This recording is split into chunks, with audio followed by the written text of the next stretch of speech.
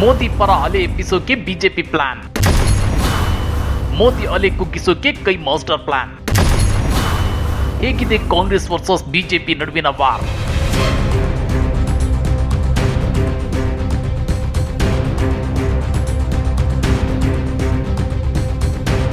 ಫಿರ್ ಆಯೇಗಾ ಮೋದಿ. ಮೋದಿ ಮತ್ತೆ ಬರ್ತಾರೆ ಅನ್ನೋ ಹಾಡನ್ನ ರೆಡಿ ಮಾಡಿರೋ ಬಿಜೆಪಿ ನಾಯಕರು 2024ರ ಲೋಕಸಭಾ ಚುನಾವಣೆಗೆ ಸಜ್ಜಾಗುತ್ತಿದ್ದಾರೆ. ಆ ಮೂಲಕ ಸತತ 3ನೇ ಬಾರಿಗೆ ದೇಶದ ಗದ್ದುಗೆ ಹಿಡಿಯೋಕೆ ಬಿಜೆಪಿ ಭರ್ಜರಿ ಪ್ಲಾನ್ ಮಾಡಿದೆ. ಆದ್ರೆ ಇದೇ ವೇಳೆ ಕಾಂಗ್ರೆಸ್ ನಾಯಕರು ಮೋದಿ ಮತ್ತು ಬಿಜೆಪಿ ಸರ್ಕಾರದ ಕಳೆದ 9.5 ವರ್ಷಗಳ ಬಂಡವಾಳ ಬಿಚ್ಚಿಡೋದಕ್ಕೆ ಸಜ್ಜಾಗಿದ್ದಾರೆ. ಹಾಗಾದ್ರೆ ಹೇಗಿದೆ ಕಾಂಗ್ರೆಸ್ ಮತ್ತು ಬಿಜೆಪಿ ನಡುವಿನ ಎಲೆಕ್ಷನ್ ವಾರ್ ಅಂದ್ರ ಅದನ್ನ ಡೀಟೇಲ್ ಆಗಿ ತೋರಿಸ್ತೀವಿ. ಆದ್ರೆ ಅದಕ್ಕಿಂತ ಮೊದಲು ಹಲೋ ಕನ್ನಡ ಯೂಟ್ಯೂಬ್ ಚಾನೆಲ್ ಅನ್ನ ಸಬ್ಸ್ಕ್ರೈಬ್ ಮಾಡ್ಕೊಳ್ಳಿ. ಹಾಗೇನೇ ಪಕ್ಕದಲ್ಲಿರೋ ಬೆಲ್ ಬಟನ್ ಅನ್ನು ಪ್ರೆಸ್ ಮಾಡಿ.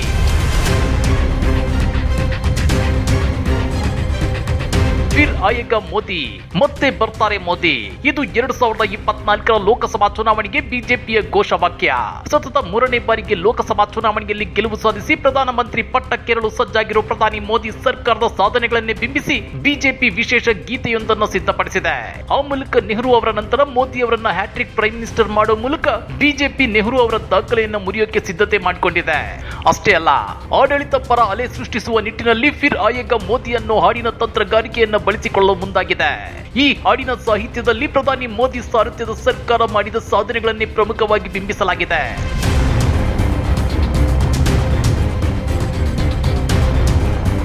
ರಾಮ ಮಂದಿರ ಉದ್ಘಾಟನೆಗೆ ಸಜ್ಜಾಗಿದೆ. ಜಮ್ಮು ಮತ್ತು ಕಾಶ್ಮೀರಕ್ಕೆ ವಿಶೇಷ ಅಧಿಕಾರ ನೀಡಿದ್ದ ಸಂವಿಧಾನದ ಆರ್ಟಿಕಲ್ 370 ರದ್ದು ಮಾಡಲಾಗಿದೆ. ದೇಶದ ತ್ರಿವಳಿ ತಲಾಖ್ ರದ್ದತಿ ಮಾಡಲಾಗಿದೆ. ಇದಲ್ಲದೆ ದೇಶಾದ್ಯಂತ ಹಲವು ಸಮಾಜ ಕಲ್ಯಾಣ ಹಾಗೂ ಅಭಿವೃದ್ಧಿ ಕಾರ್ಯಗಳನ್ನು ಸಮರೋಪಾದಿಯಲ್ಲಿ ನಡೆಸಲಾಗಿದೆ ಅಂತೇಳಿ ಈ ಗೀತೆಯಲ್ಲಿ ವಿವರಿಸಲಾಗಿದೆ.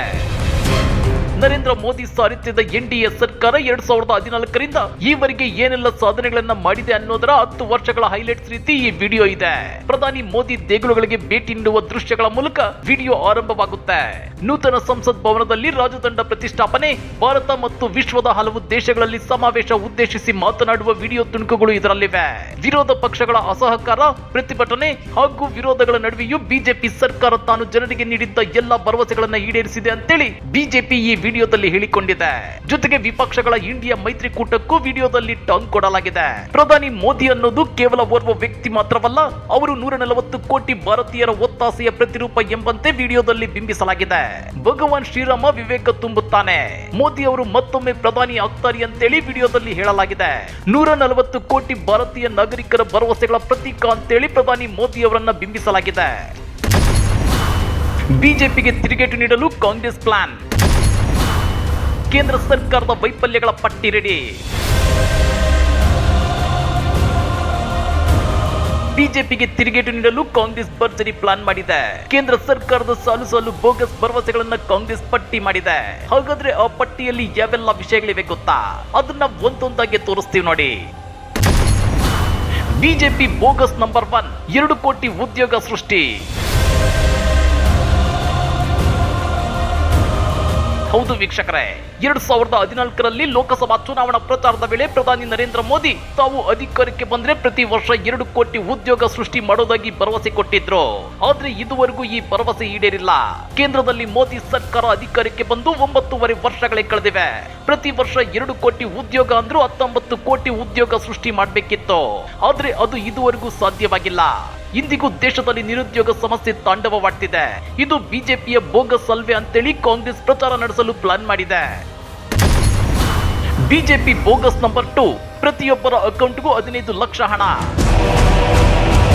ಇದು ಪ್ರಧಾನಿ ಮೋದಿ ದೇಶದ ಜನರಿಗೆ ಕೊಟ್ಟ ಅತಿ ದೊಡ್ಡ ಬೋಗಸ್ ಭರವಸೆ. ನಮ್ಮ ಬಿಜೆಪಿ ಸರ್ಕಾರ ವಿದೇಶದಲ್ಲಿರೋ ಭಾರತೀಯರ ಕಪ್ಪು ಹಣವನ್ನ ವಾಪಸ್ ತರ್ತೀವಿ, ಆನಂತರ ಆ ದುಡ್ಡಲ್ಲಿ ದೇಶದ ಪ್ರತಿ ಬಡವರ ಖಾತೆಗಳಿಗೆ 15 ಲಕ್ಷ ರೂಪಾಯಿ ಹಣವನ್ನ ಜಮೆ ಮಾಡೋದಾಗಿ ಘೋಷಿಸಿದ್ರು. ಪ್ರಧಾನಿಗಳ ಈ ಮಾತನ್ನ ನಂಬಿ ದೇಶದ ಅದೆಷ್ಟೋ ಬಡವರು ಖುಷಿಯಲ್ಲಿ ತೇಲಿ ಹೋಗಿದ್ರು. ಆದ್ರೆ ಆನಂತರ ಗೊತ್ತಾಯ್ತು ಅದು ಬೋಗಸ್ ಭರವಸೆ ಅಂತೇಳಿ. BJP bogus number 3, double engine ದಬ್ಬಾಕಿದ್ದೇನೋ. 2018ರ ಚುನಾವಣೆ ವೇಳೆ ರಾಜ್ಯದಲ್ಲಿ ಬಿಜೆಪಿ ಸರ್ಕಾರ ಬಂದ್ರೆ ಕೇಂದ್ರ ಮತ್ತು ರಾಜ್ಯದಲ್ಲಿ ಒಂದೇ ಪಕ್ಷ ಅಧಿಕಾರದಲ್ಲಿರುತ್ತೆ. ಅದನ್ನ ಡಬಲ್ ಇಂಜಿನ್ ಸರ್ಕಾರ ಅಂತ ಕರೆಯಬಹುದು. ಡಬಲ್ ಇಂಜಿನ್ ಸರ್ಕಾರ ಇದ್ರೆ ಕೇಂದ್ರದಿಂದ ಸಾಗರೋಪಾದಿಯಲ್ಲಿ ಅನುದಾನ ಹರಿದು ಬರುತ್ತೆ. ಕರ್ನಾಟಕವನ್ನ ಗುಜರಾತ್ನಂತೆ ಮಾಡೆಲ್ ರಾಜ್ಯ ಮಾಡ್ತೀವಿ ಅಂತ ಹೇಳಿದ್ರು. ಆದ್ರೆ 2019ರಲ್ಲಿ ರಾಜ್ಯದಲ್ಲಿ ಬಿಜೆಪಿ ಸರ್ಕಾರವೇ ಇದ್ರು ಉತ್ತರ ಕರ್ನಾಟಕದಲ್ಲಿ ಉಂಟಾದ ಪ್ರವಾಹದಲ್ಲಿ ಮನೆ ಮಠ ಕಳ್ಕೊಂಡ ಸಾವಿರಾರು ಮಂದಿ ಬೀದಿಗೆ ಬಿದ್ದಿದ್ರು. ಹೊತ್ತಿನ ತುತ್ತಿಗೂ ಪರದಾಡಿದ್ರು. ಆಗ ಸಿಎಂ ಆಗಿದ್ದ ಬಿಎಸ್ವೈ ಅವರು 40,000 ಕೋಟಿ ರೂಪಾಯಿ ನಷ್ಟ ಆಗಿದೆ ಅಂತ ಹೇಳಿದ್ರು. ಆದ್ರೆ ಕೇಂದ್ರದಿಂದ 2 ಕಂತುಗಳಲ್ಲಿ ಅನುದಾನ ಬಿಡುಗಡೆಯಾಗಿದ್ದು ಕೇವಲ 1,850 ಕೋಟಿ ರೂಪಾಯಿ ಮಾತ್ರ. ಹಾಗಾದ್ರೆ ಇದೇನಾ ಡಬಲ್ ಇಂಜಿನ್ ಪವರ್? ರಾಜ್ಯದಲ್ಲಿ 28 ಲೋಕಸಭಾ ಕ್ಷೇತ್ರಗಳ ಪೈಕಿ 25ರಲ್ಲಿ ಬಿಜೆಪಿ ಸಂಸದರು ಗೆದ್ದಿದ್ದಾರೆ. ಹಾಗಾದ್ರೆ ಈ ಸಂಸದರು ಕೇಂದ್ರದ ಮುಂದೆ ಪಟ್ಟು ಹಿಡಿದು ರಾಜ್ಯದ ಜನರಿಗೆ ನೆರೆ ಪರಿಹಾರ ಬಿಡುಗಡೆ ಮಾಡಿಸಿಕೊಂಡು ಬರಬಹುದಿತ್ತಲ್ವಾ? ಅದೇ ರೀತಿ ಈ ಸಲ ಬರ ಪರಿಹಾರವು ಕೇಂದ್ರದಿಂದ ಬಿಡುಗಡೆಯಾಗಿಲ್ಲ. ಈಗೇನ್ ಮಾಡ್ತಿದ್ದಾರೆ 25 ಬಿಜೆಪಿ ಎಂಪಿಗಳು? ರಾಜ್ಯದಲ್ಲಿ ಹತ್ರ 4 ವರ್ಷಗಳ ಕಾಲ ಬಿಜೆಪಿ ಸರ್ಕಾರವೇ ಇದ್ರು ಅದಕ್ಕೆ ಡಬಲ್ ಇಂಜಿನ್ ಪವರ್ ಅನ್ನ ತೋರಿಸಿ ಕರ್ನಾಟಕವನ್ನ ರಾಮರಾಜ್ಯ ಮಾಡಲಿಲ್ಲ ಬಿಜೆಪಿಗರು. ರಾಜ್ಯದ ಜನರಿಗೆ ಡಬಲ್ ಇಂಜಿನ್ ಭರವಸೆ ಕೊಟ್ಟಿದ್ದ ಬಿಜೆಪಿಯವರದ್ದು ಬೋಗಸ್ ಭರವಸೆ ಅಲ್ವೇ? ಕೋವಿಡ್ ಬಂದು ಚಾಮರಾಜನಗರದಲ್ಲಿ ಸರಿಸುಮಾರು 30 ಜನ ಆಕ್ಸಿಜನ್ ಇಲ್ಲದೆ ಸತ್ತಾಗ ಕೇಂದ್ರದ ಮುಂದೆ ದಬಾಯಿಸಿ ಆಕ್ಸಿಜನ್ ತರೋಕಾಗಿಲ್ಲ ನಮ್ಮ ಸೋಕಾಲ್ಡ್ 25 ಬಿಜೆಪಿ ಎಂಪಿಗಳಿಗೆ. ಅದನ್ನ ಪಡೆಯೋಕೆ ಹೈಕೋರ್ಟ್ ಮಧ್ಯ ಪ್ರವೇಶಿಸಿ ಚಾಟಿ ಬೀಸಬೇಕಾಯ್ತು. ಹೀಗಾಗಿ ಮತ್ತೆ ಮತ್ತೆ ಕರ್ನಾಟಕದ ಜನ ಬಿಜೆಪಿಗರ ಬೋಗಸ್ ಭರವಸೆಗಳಿಗೆ ಯಾಮರಬಾರದು ಅಂತೇಳಿ ರಾಜ್ಯ ಕಾಂಗ್ರೆಸ್ ಕರ್ನಾಟಕದಲ್ಲಿ ಭರ್ಜರಿ ಪ್ರಚಾರ ನಡೆಸೋಕೆ ಮುಂದಾಗಿದೆ. ಬಿಜೆಪಿ ಬೋಗಸ್ ನಂಬರ್ 4 ನಾ ಕಾವುಂಗ ನಾ ಕಾನಿ ತುಂಗ. ನಾನು ತಿನ್ನಲ್ಲ ತಿನ್ನಲು ಬಿಡಲ್ಲ ಅಂದ್ರೆ ಭ್ರಷ್ಟಾಚಾರ ಮಾಡಲ್ಲ ಮಾಡಲು ಬಿಡಲ್ಲ ಅಂತೇಳಿ ಪ್ರಧಾನಿ ಮೋದಿ ತಮ್ಮ ಭಾಷಣದ ವೇಳೆ ಆಗಾಗ ಹೇಳ್ತಾನೆ ಇರ್ತಾರೆ. ಆದ್ರೆ ರಾಜ್ಯ ಬಿಜೆಪಿಯಲ್ಲಿ 545 PSI ನೇಮಕಾತಿ ಅಕ್ರಮ ನಡೆದು ಅದರಲ್ಲಿ ಮಾಜಿ ಎಡಿಜಿಪಿ ಅಮೃತ್ ಪವಾಲ್ ಅವರು ಜೈಲು ಸೇರಿದ್ರು. ಅಕ್ರಮದಲ್ಲಿ ಸಾಲು ಸಾಲು ಆರೋಪಿಗಳು ಸಿಕ್ಕಿ ಬಿದ್ದಿದ್ರು. ಇದರಲ್ಲಿ ರಾಜ್ಯದ ಪ್ರಭಾವಿ ಮಾಜಿ ಮಿನಿಸ್ಟರ್ಗಳ ಹೆಸರುಗಳೇ ಕೇಳಿ ಬಂದಿದ್ವು. ಗುತ್ತಿಗೆದಾರರ ಸಂಘದ ಅಧ್ಯಕ್ಷ ಕೆಂಪಣ್ಣ ರಾಜ್ಯ ಬಿಜೆಪಿ ಸರ್ಕಾರದಲ್ಲಿ 40% ಕಮಿಷನ್ ನಡೀತಾ ಇದೆ ಅಂತೇಳಿ ಪ್ರಧಾನಿಗಳಿಗೆ ಪತ್ರ ಬರೆದಿದ್ರು.